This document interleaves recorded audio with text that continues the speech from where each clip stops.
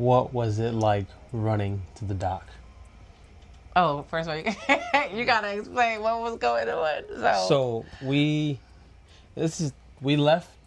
We traveled from our home in Georgia to Miami. We were doing good on the road, like for timing and stuff like that. Like we stayed within the time. Yeah. And the last maybe hour, we hit some of that Miami traffic, which we didn't stay in traffic for a while, but 7 minutes here, 7 minutes there. Yeah. It was adding up. It added up to like a good 45 extra minutes, Yeah. which we couldn't afford. we couldn't afford. So we decided, because like when we got our tickets, we could have took planes, but we didn't know what was going on with the shutdown and stuff like that. So we decided, well, we're close enough to drive, but it was still like a 9 to 10 hour drive. And it wasn't that bad. I'm a driver, so I'm like, it wasn't that bad. And we had a lot of space. Everybody was cool. But Jamaica braved it. Let me give shout outs to Jamaica. Jamaica started the leg off, which was 3:15 3 in the morning. And I don't do morning driving. I could drive straight through some stuff, but mornings be rough, or like at night. But here's where I wish I would have known, and I wish hopefully they could do a little better, or I could have missed it. But specifying that when they say that they leave the port at 4, that gate closes at 3. Okay? Because I definitely read that you got to be on just before 4. I read that they suggest that you get there 2 hours early, 2 hours prior, or 1 hour before. It says suggest. Okay? Versus you better. When we pulled up. Wait, go back to give them a little more of the drive here, so they can see how it happened. So we left. Jamaica started off at the leg, and we were in good time. We caught a little traffic when we got around Florida, and then you had made a suggestion, which was good. Was we had booked the lift? So we had booked because we drove a one-way rental car, and so we booked a lift. But for some reason, the lift was saying it would take them like 35 minutes to get us from when they picked us up to the dock. And the dock is 3 hours away.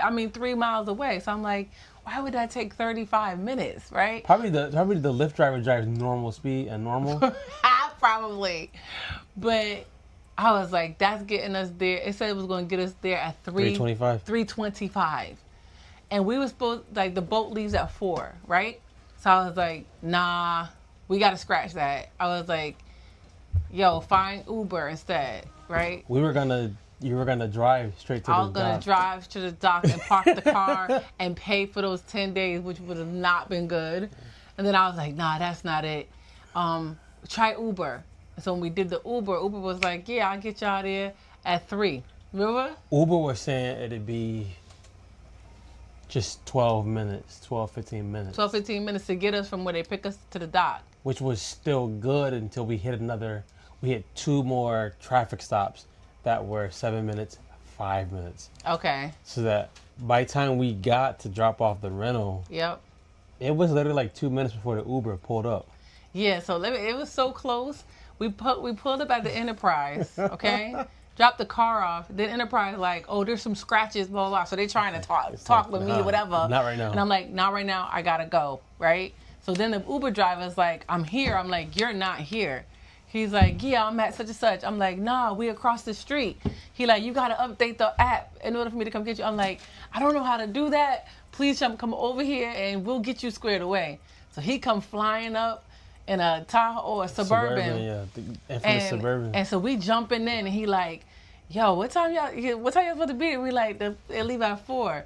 Man, he books. He said he does usually that area in the airport. Mm-hmm. So he knew like more than what we knew.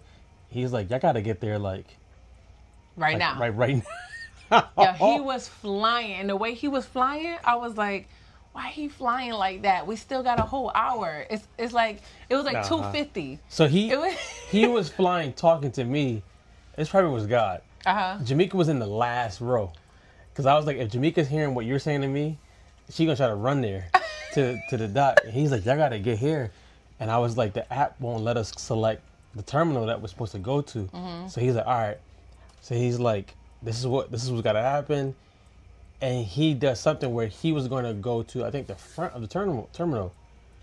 And by the time was so short, he was like, let me just go here.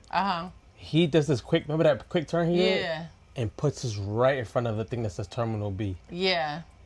We get out and the lady is yelling, one minute. Yo, when I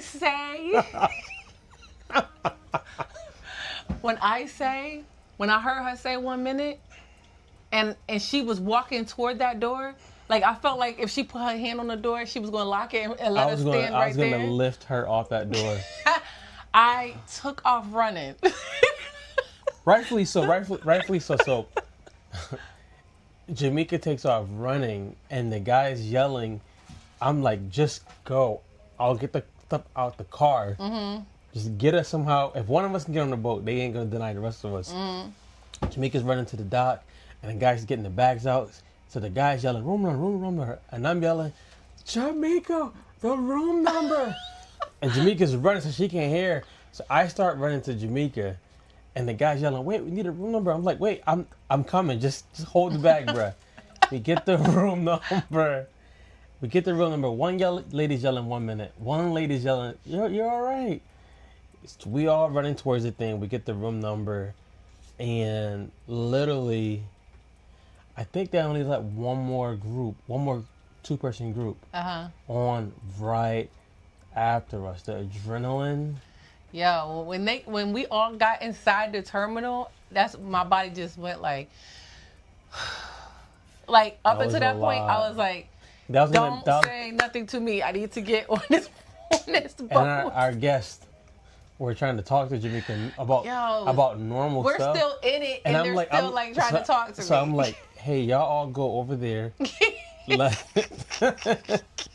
If there's one thing we've learned in this marriage, is how do you deal with chaos in public? Or somebody got to be calm, somebody handling the business, everybody else stay aside. So we're calming them down.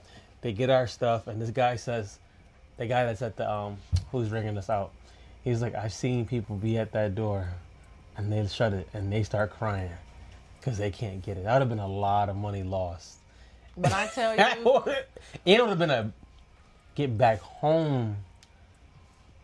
When I tell you crying would have been an understatement, but I was like, oh, but I learned from that also that, first of all, thank you, God, for favor, because 1 minute, okay? And there's so much stuff that happened within that time. What happened when we dropped the car off, the young dude was trying to be all, he was being with his job. Tells him to be like nice, suave, and talking. Yeah. I'm like, brother, not right now. We got to get out of here. You, how was the ride? I'm like, I don't care. Just take this car. We got to get out of here. And he's like, oh yeah, I got some scratches in the car.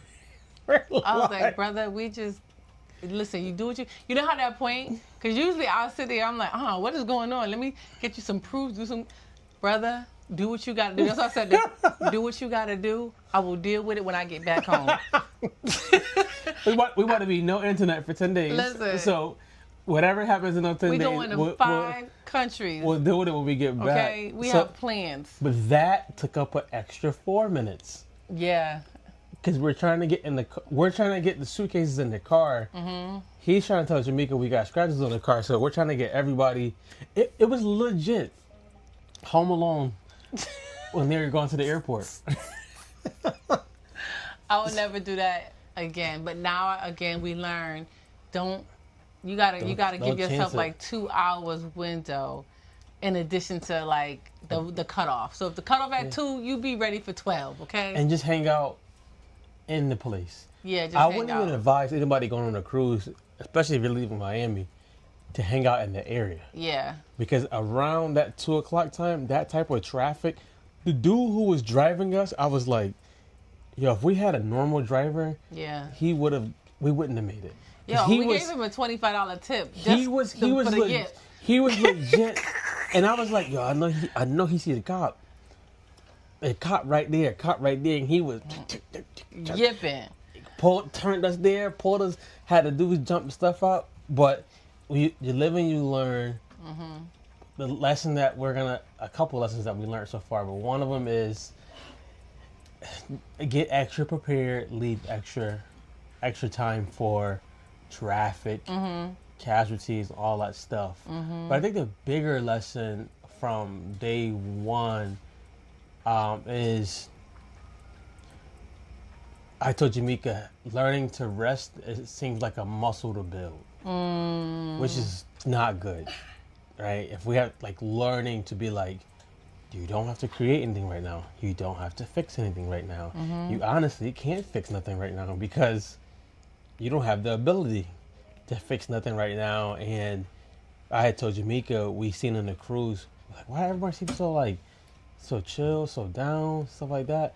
And I was like, they don't have the stresses of life with them right now. And that's sad to be we're all walking around so stressed with groceries, car, gas, rent, that we don't even enjoy people anymore. Mm-hmm. And we're seeing that on the cruise, that people are talking, people are connecting, doing things. And it's how do we bring that type of, how would you suggest us bringing that type of rest in our marriage and our family?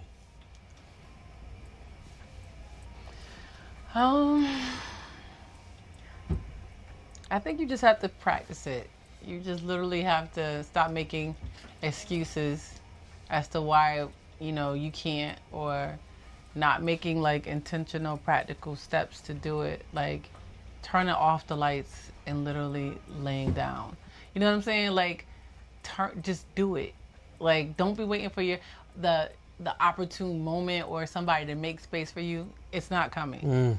I think you just have to personally take accountability for yourself and learning these habits and behaviors.